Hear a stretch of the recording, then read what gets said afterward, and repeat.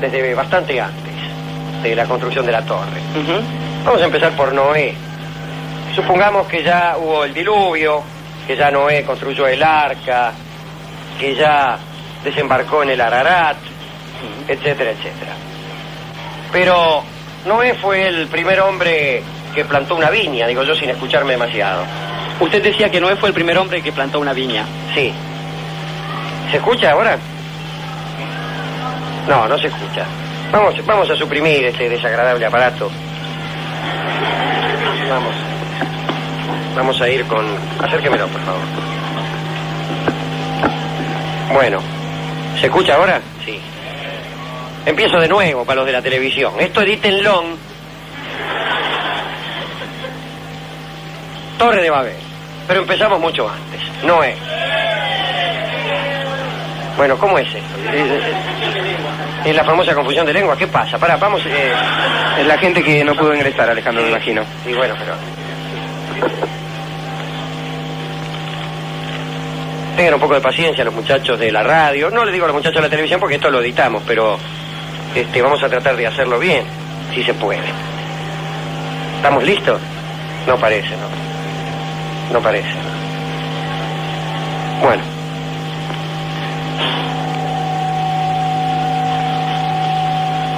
Noé fue el primer hombre que plantó una viña.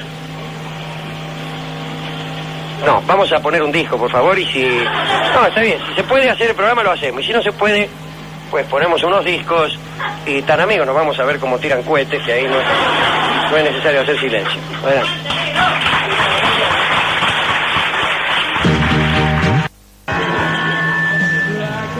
Y cuando estaba plantando la viña, nuestro amigo Noé, se le acercó Samael, que no era otro el que le dije, y le propuso compartirla con él.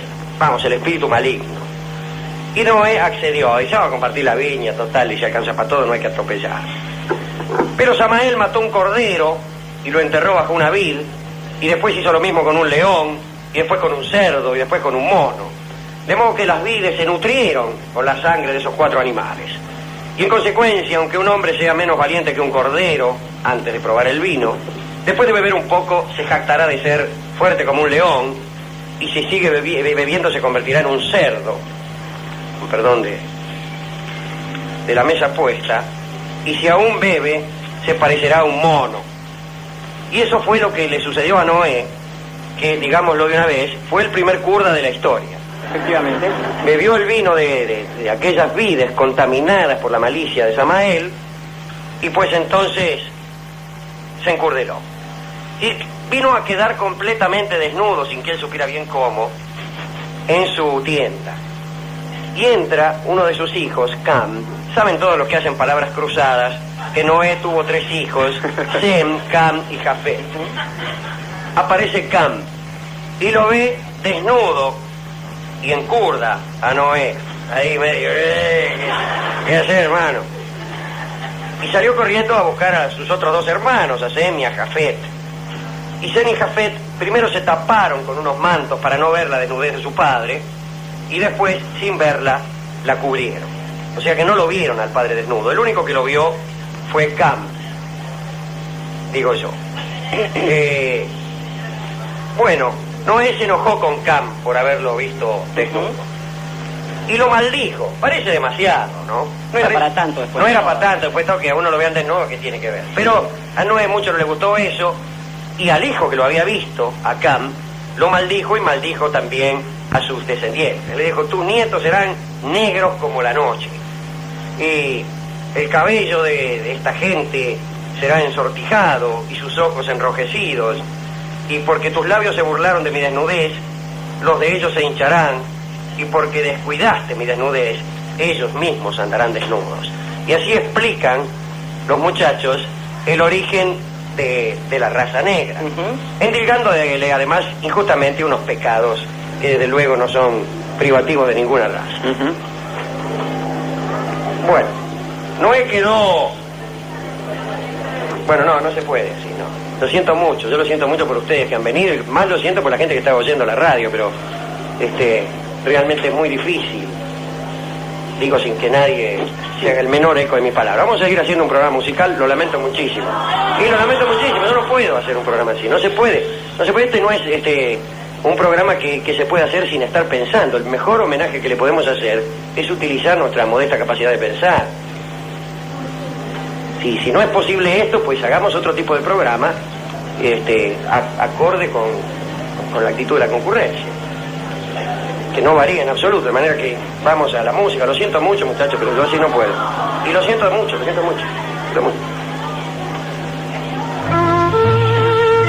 Atención y de cortesía por parte de la gente que está acá adentro. Simplemente como hay mucha gente que quiere entrar, está afuera, y lo que se oye aquí es el murmullo de, digamos, las discusiones que hay con los muchachos de seguridad, que dicen no hay más lugar, y de afuera dicen, ¿cómo no hay lugar?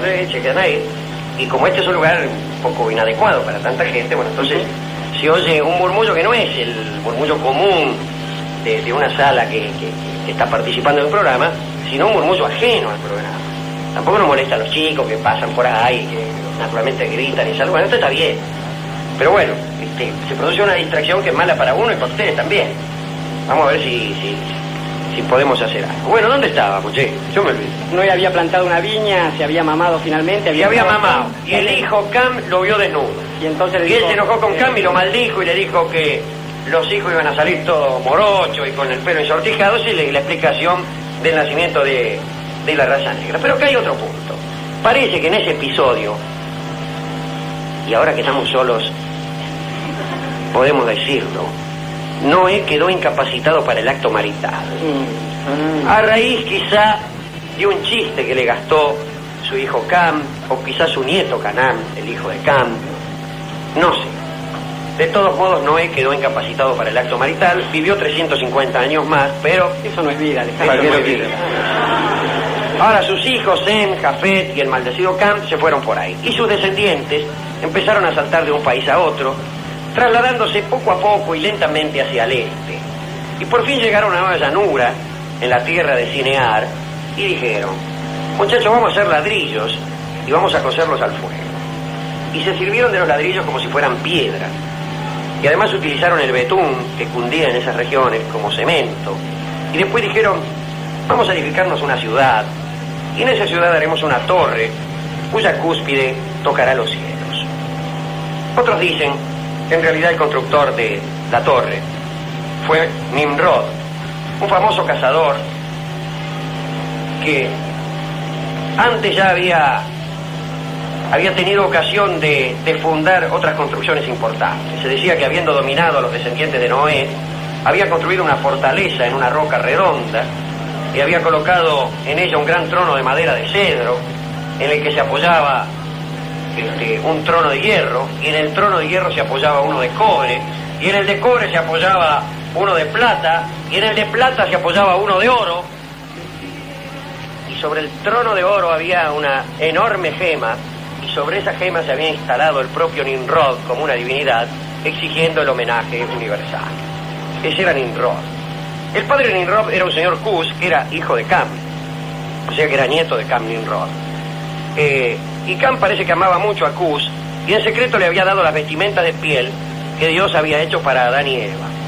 Con lo cual el oficio más viejo del mundo, como hemos dicho varias veces, no era el que todos ustedes piensan, sino el desastre. En realidad esos vestidos debieran haber sido heredados por Sem, pero Cam se los afanó. El caso es que lo tenían Nimrod, y esos vestidos pues daban fuerza y habilidad al que los poseyera.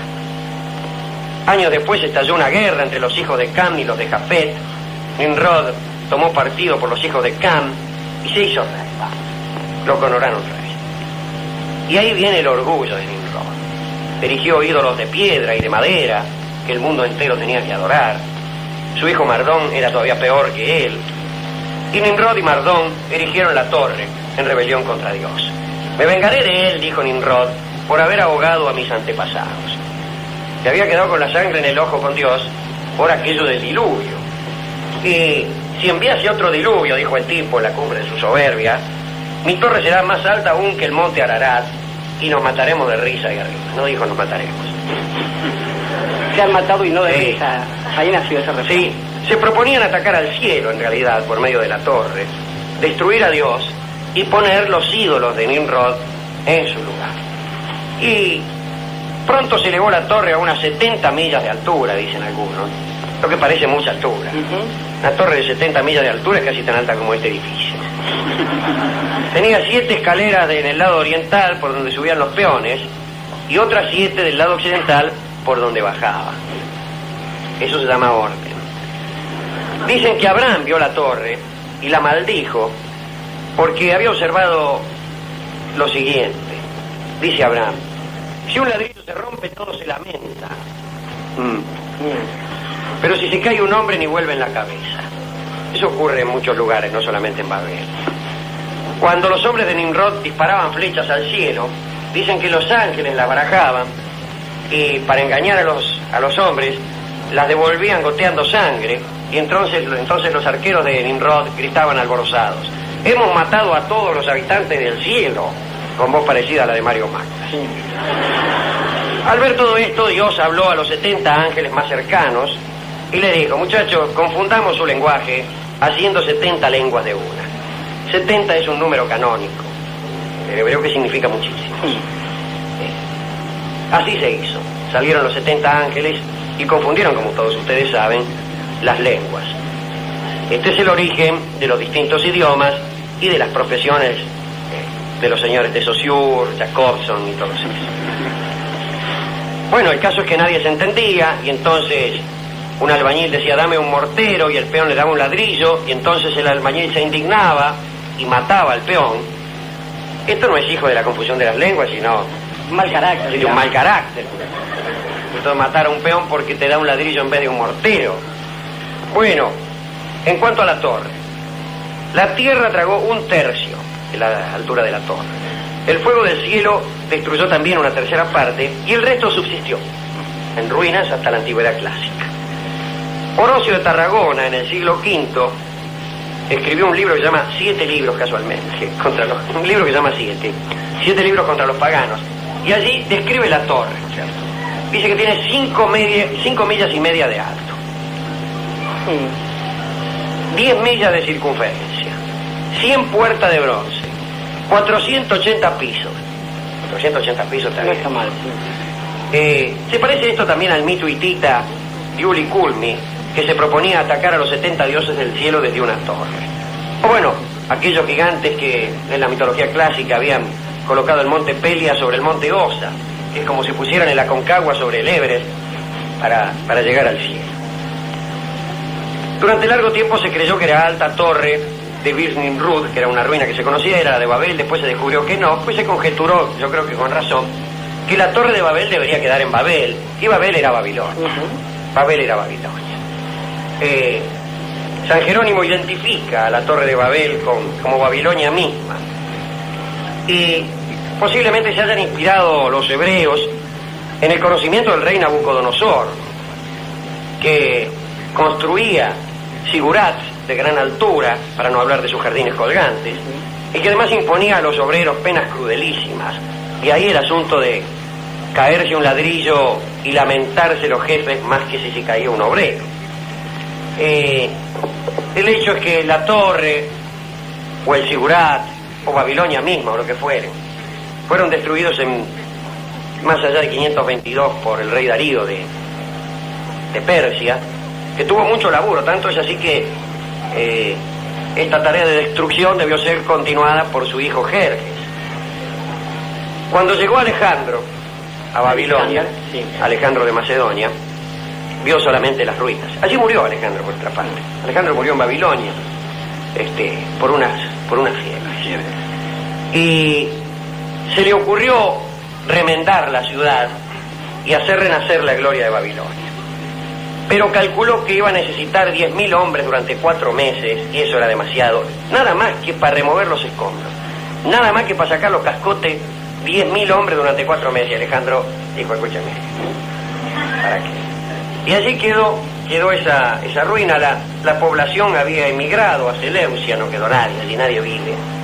Y ya en tiempos de Cristo, todos los zigurats existentes estaban en estado del más absoluto abandono. Hoy no queda nada de aquello, principalmente porque los muchachos construían con ladrillos, no construían con piedra. No queda nada ni de la Torre de Babel en el sentido mítico, ni de la Torre de Babel en el sentido real, es decir, los zigurats de Babilonia, las murallas mismas de Babilonia. Construían con ladrillos, pero sí quedaron ladrillos sueltos, quedaron ladrillitos que, como he explicado alguna vez, tenían el sello de Nabucodonosor. Nabucodonosor fabricaba ladrillos en sus hornos y le ponía un sellito que decía Nabucodonosor. Hijos. O Nabuco. O también decían así, esos eran los opositores.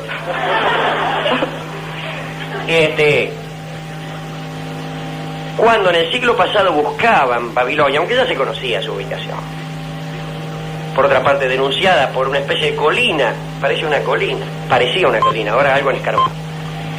Digo, cuando buscaban los muchachos las ruinas de Babilonia, encontraban casitas muy humildes, hechas en todas las ciudades de los alrededores, con unos ladrillos que tenían el sello de Nabucodonosor. Y yo he dado en decir, lo digo por ahí, en alguna advertencia en mi libro, pero también en este programa, que esto que hacemos nosotros también está construido con ladrillos de Nabucodonosor, con ideas que otros utilizaron en construcciones más ambiciosas, en obras más ambiciosas. Aquello que otros utilizaron para llegar al cielo, nosotros en este programa lo utilizamos para edificar pequeños chalecitos, para edificar modestísimos programas destinados a la diversión de los muchachos.